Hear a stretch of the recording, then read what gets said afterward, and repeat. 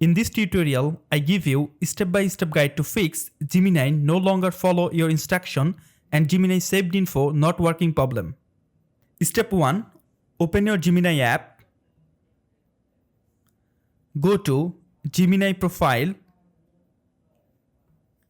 Now click on Gemini app activity. Now from here, please check activity setting and turn on Gemini app activity. Now go back and follow second step.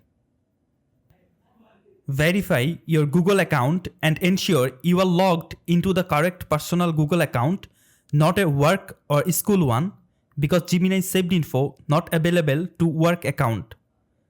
So make sure you use personal account for Gemini app. Step 3. Go to saved info.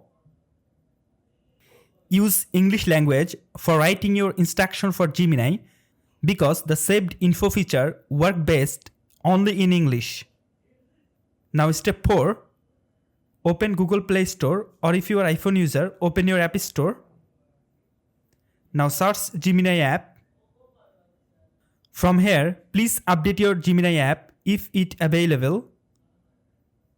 If you follow all steps, hopefully Gemini no longer follow instruction and Gemini saved info not working problem will be successfully solved.